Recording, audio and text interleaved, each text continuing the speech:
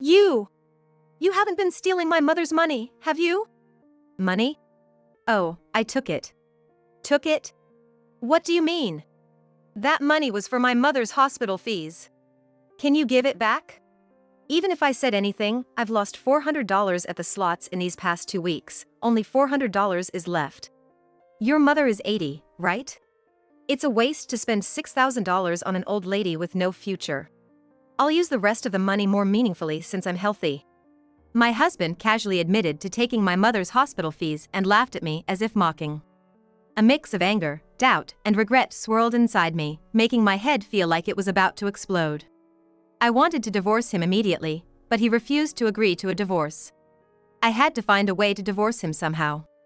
A week later, my husband called me. Hey, can you help me out? I'm in trouble. What? What happened? I had an accident with a car. I was driving along the river near our house and crashed spectacularly because I wasn't paying attention, rolled down the embankment. They're taking me to the hospital urgently. They say I'll have to stay in the hospital for a while, so could you bring some clothes and stuff to the hospital? Got it. I'll prepare and head over. Thanks, I appreciate it. My husband seemed to have no guard up against me. Feeling a good opportunity had arisen, I did a mental fist pump and headed to the hospital. I brought you some clothes. How bad are your injuries? Just a broken leg. They say I can leave in about a week. That's good, it wasn't worse. By the way, your mother had paid her hospital bills when she was discharged, right? Bring me some money for mine too. It's a hassle to pay later. Money? You're not worth the treatment costs. This suits you better, doesn't it? Necessary, right? I confronted my husband with something and created a situation where he had no choice but to agree to a divorce. I'm Charlotte. I'm 53 years old, working in an office job, currently living with my husband Lucas. We have a daughter, Mary, who graduated from college 2 years ago and moved out when she found a job. Thus, having fully completed our parenting duties, our life should have been more relaxed, but that's not quite the case. My childhood home is about a 40-minute drive from our house, a distance that's not too far nor too close. Since my father passed away 5 years ago, my mother Emily has been living there alone. My mother is 80 years old this year. It's worrisome for her to be alone, so I visit her after work or on weekends to support her. Mom, I bought some rice, so I'll leave it here. We still have rice left. You always say to prepare things early. Well, that's true. But you don't need to come every week, I'm fine. You have your own household to take care of, don't you? It's okay. I'm managing everything at home. I'll come again next week, so let me know if you need anything. After stopping by my childhood home after work to drop off the rice and see my mother's face, I quickly leave the house. My stay is always around 3 minutes, leaving my mother slightly exasperated by my hurried visits. As I leave, I hurry back home to prepare dinner. Would it be better to just live together considering how rushed I am? Some might think so, but there are reasons why I don't live with my mother. You were at your mother's home again? Hurry up and make dinner. I'm starving. Sorry, I'll start preparing right away. Starting now? What time will we eat then? If you can't manage the house because of visiting your mother, then stop going. I can't do that. I place the supermarket bag next to the sink without facing my husband Lucas in the living room. Feeling his glaring presence behind me, I proceed to prepare dinner. Lucas seems displeased that my visits to my childhood home affect our household chores. However, dinner is rarely more than an hour late, and I keep up with cleaning and laundry. So, it's not that household chores are neglected, he just dislikes me visiting my mother. Lucas becomes irritable and aggressive over things not going his way. He was much gentler when we married, but that side of him is long gone. Is this normal after over 25 years of marriage? With him constantly complaining about my visits, suggesting living together is out of the question. If I even mentioned wanting to live with my mother, it would lead to an uproar. Also, I don't want to put my mother and husband together, which is why I end up visiting her frequently. Mom, I bought the detergent you asked for, but you still have stock, don't you? I'm about to run out of the detergent I'm using. Then I'll have to dip into my stash, so the quantity's gonna decrease, right? And to think you often tell me I restock on rice too early. Well, if we run out of rice, we can just eat something else, so there's no need to prepare so early, is there? It's hard to grasp the difference, but it seems my mom has her own set of rules. She's always been the type to prepare everything ahead of time. I've been influenced by my mom to prepare early, but I can't compete with her. Hey! I get why you have numbers for taxis and hospitals by the phone, but why lawyers and banks? Lawyers are needed in case of incidents or accidents, right? And since our money is in the bank, there might be times we need to get in touch, you know? It's all about being prepared for just in case. Just in case, huh? If you worry about every little unlikely scenario, there's no end to it, right? That's not true. There've been times when being prepared for just in case has really paid off, haven't there? Has there? Remember, for your elementary school trip, I gave you 2 wallets so you wouldn't lose all your money if one got lost? Sure enough, you lost one. Oh, right. You told me not to carry all my money in one wallet, but to put only what I needed in a smaller one. I lost that one, but since I had left another wallet in my bag at the inn, I wasn't strapped for cash. Sure, I didn't lose all my money then, but looking back, leaving money behind like that seems questionable. That's why I told you not to tell any of your classmates about splitting your wallet. Plus, it's not like you run into thieves that easily. Indeed, my mom's thinking is unique. However, despite her peculiar rules, her thorough preparedness means she seems to have everything she needs for living alone, and she doesn't appear to be inconvenienced by it. Yet, considering her age, I feel it's about time it becomes unsustainable to leave her on her own. Therefore, I understand it's time to propose my husband for living together with my mother, even if there are worries. But I find myself hesitating to bring it up with him. The reason is not just his easily irritable nature, but also his hobby. His hobby is playing slots. Darn it. Freakin' heck. One Sunday, my husband left in the morning and came back past noon. As he opened the door, he stomped down the hall with heavy steps, plopped down on the couch with force, and started muttering loudly to himself. It was clear he had lost at slots and was in a bad mood. Times like these pose a risk of catching the backlash. I was in the kitchen next to the living room, but to avoid being spoken to by my husband, I went to the bathroom even though I didn't need to, and killed time on my phone for about 10 minutes. Arg, this is so annoying. His stress seemed to be particularly high today. My husband was yelling loud enough to be clearly heard all the way to the bathroom. As I played games on my phone, I prayed he wouldn't take his frustration out on something and break it. While he never borrows money for it, he pours almost all of our disposable income into slots. It would be nice if he won at least a little, leaving us with some money in hand, but gambling isn't that kind.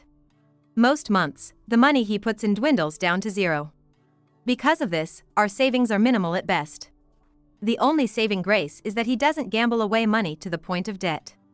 Still, the thought of a couple in their 50s with virtually no savings as they approach retirement is incredibly worrying. He started playing slots about 30 years ago, before we got married. Initially, he was interested because a favorite American animated movie of his was turned into a slot machine theme. However, it was purely out of love for the animation, and he played slots casually, without much concern for winning or losing, truly just as a hobby. As various animations were turned into slot machines over the years, he continued playing, but I never worried too much since he wasn't spending a lot of money on it while we were dating. However, things started to change gradually after we got married and our daughter Mary was born. Hey, slots again? Haven't you been going too often lately? Well, I won big last time, didn't I? So, I thought I might have a good chance this time too. It felt like a similar flow. Maybe if I had continued a bit longer, I would have won. You only spend about $100 a month, and hitting the jackpot is rare, right? I get that you had a good experience, but don't increase the frequency. You've already spent $400 on slots this month. We have Mary now, so please be more careful. Sorry. I'll be careful. My husband scratched his head in embarrassment and chuckled sheepishly. At that moment, I thought he would cut back on slots soon, so I didn't push too hard. True to his word, he stopped going to the slots and started working harder than ever for our daughter. He also helped with childcare and was a great dad. However, as he began to work harder, he started coming home later. You're working hard, which is great, but please take care of yourself. Oh, yeah. I know. Don't worry. Appreciating his efforts for the family, I started putting more effort into dinner than before. He always said the food was delicious, but when I looked at his face during those times, his eyes were wandering. He was keeping something from me. As his wife, I could tell. And it didn't take long for his secret to come out. Is that Lucas over there? One Sunday, as I was out shopping for dinner and waiting at a crosswalk, I saw my husband coming out of a slot parlor. He said he was going out to lunch with a friend today. Wondering if he had been dragged there reluctantly, I didn't cross the street even when the signal turned green, instead watching him from a distance. But the friend I imagined never showed up, and he started walking home. Realizing my husband had been secretly visiting the slot parlor, I let out a sigh. However, asking him to suddenly quit a hobby he's had for so long seemed too harsh, so I thought a stern warning would suffice. Hey, we're a bit tight this month. Can you give me a little extra pocket money? No. It'll just go to slots immediately. Eh? You knew? Yes, I did. So, no extra pocket money. You can keep playing slots if you like, but please stay within your allowance. My husband chuckled sheepishly and scratched his head.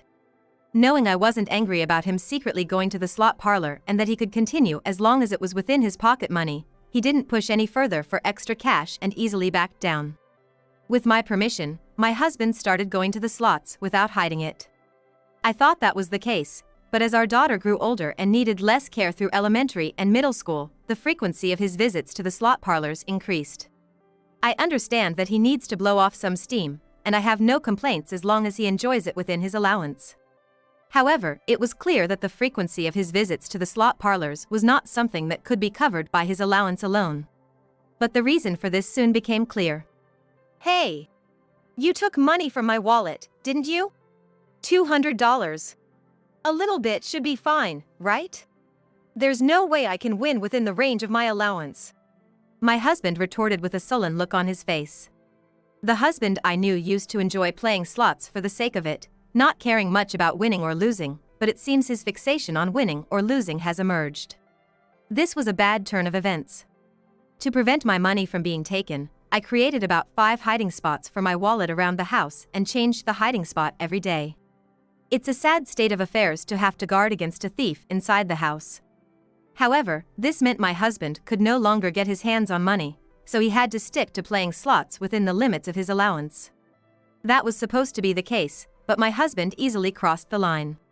Hey! You withdrew money from our savings account, didn't you? And $1,000 at that. I should be allowed to go to the slots. Don't make a fuss over just $1,000. Now, whenever I bring up the subject of slots, my husband yells back in anger. Moreover, not just about slots, but he also gets irritated quickly over trivial things if they don't go his way. Hey! Where did you put the TV remote? What? It's right there on the sofa you're sitting on. Why is the remote here? It should always be here. On this table. My husband grabbed the remote next to him and slammed it on the table twice. It seems he got irritated because the remote wasn't in the place he expected it to be. Just because the remote was on the sofa, he glared at me as if he had found his mortal enemy. If I talked back, it felt like a fist could fly at me any moment. All right, I'll be more careful next time, okay? I tried to sound nonchalant to hide my fear from my husband and quickly, yet calmly, made my escape from the living room. Taking refuge in the bathroom, I sat on the toilet seat and stared at the door. My husband had started using our household money for slots, and the fear of being hit over something as minor as a remote control made it impossible for me to speak up. Moreover, with my husband complaining even about me visiting my parents, there's no way I could propose living with my mother. Over the past few years, the thought of divorce has flickered through my mind more times than I can count. But if I were to mention divorce, I have no idea what my husband would say or do. He has become a symbol of fear for me, an entity I cannot seem to defy. Yet, I can't leave my mother alone, so I have to propose living together. I've been caught in a vice, my mental health slowly eroding. Then, one day, when I felt stuck and unable to move, the situation took a turn for the worse. Mom, are you okay? I'm fine. The hospital just made a big fuss over nothing. That's why I told you to let me do the shopping. I'm sorry. I'll rely on you more from now on. Seeing my mother looking more lively than I expected on the hospital bed, I felt relieved. She had gone out shopping on her own, fell, and broke her leg. She would need to be hospitalized for about a month, but it seems she will be able to walk fine afterward. With my mom needing to be hospitalized for a month, it's necessary for me to visit her for support, and it might be a good idea to occasionally check on our family home too. When I got home, I cautiously brought this up with my husband. Mom broke her leg and needs to be hospitalized for a month. So, I want to visit her in the hospital. Plus, with the family home being empty for a month, I'd like to check on it from time to time.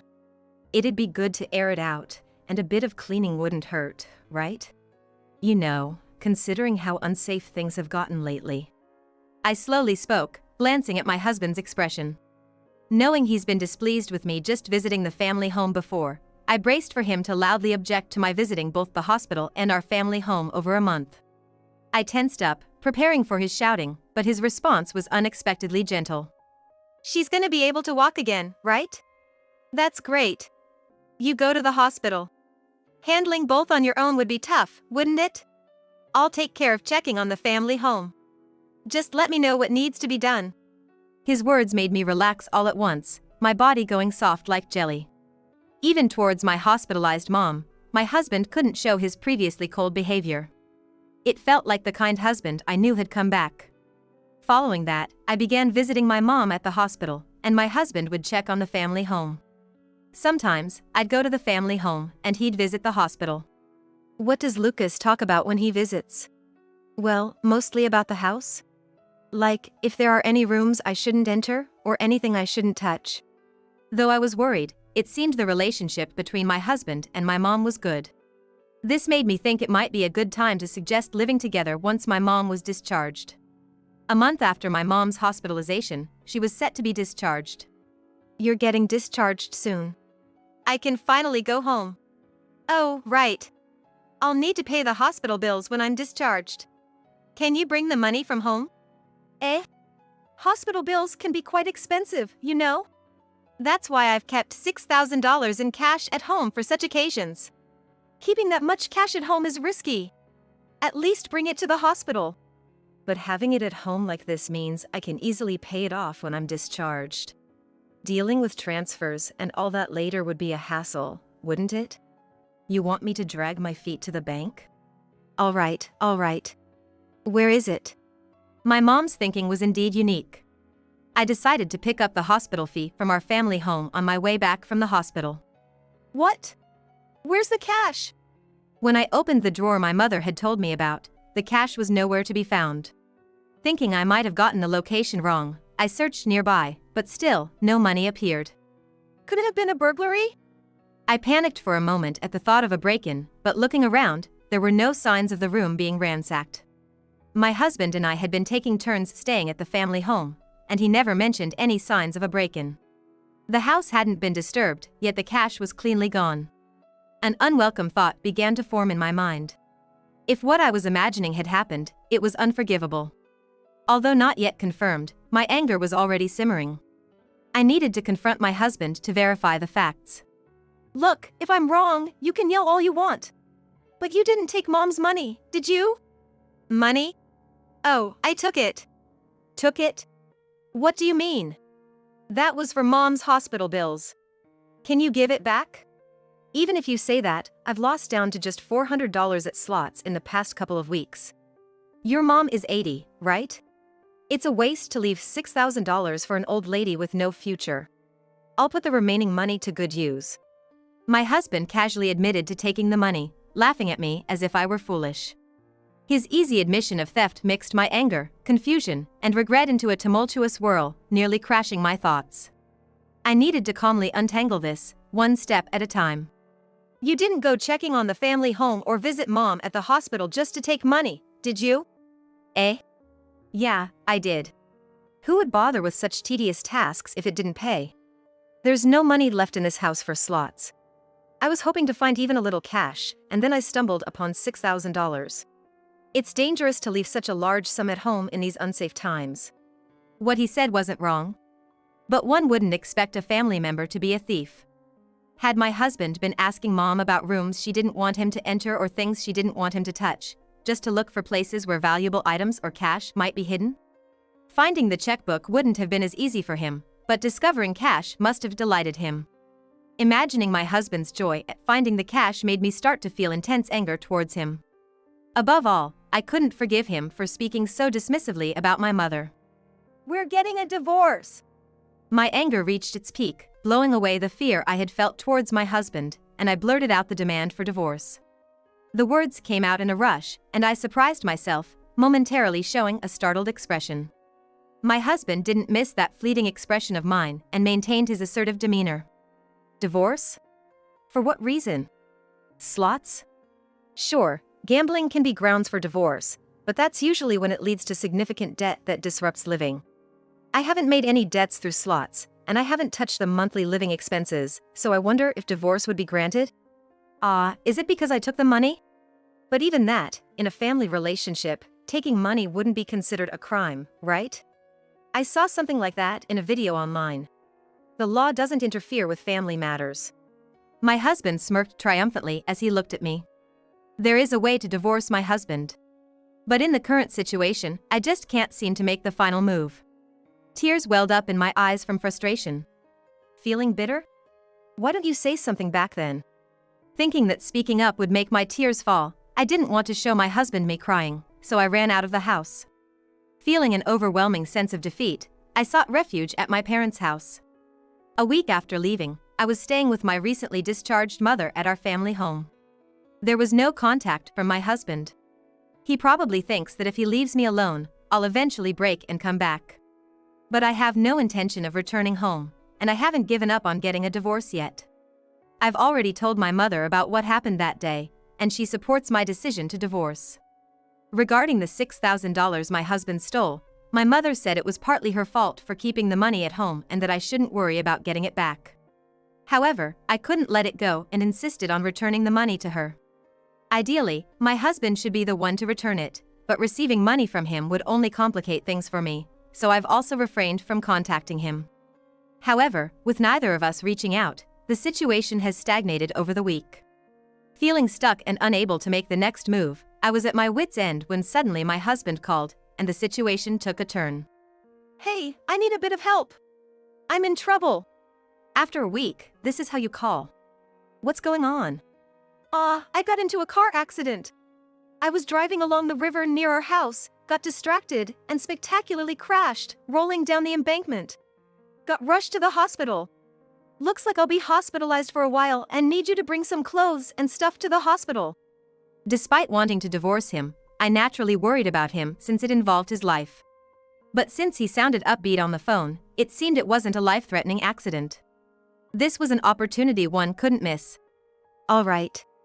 I'll get ready and head over. Thanks, I appreciate it. Since he initiated the call, it seemed he wasn't wary of me at all. I mentally celebrated the good turn of events and headed to the hospital.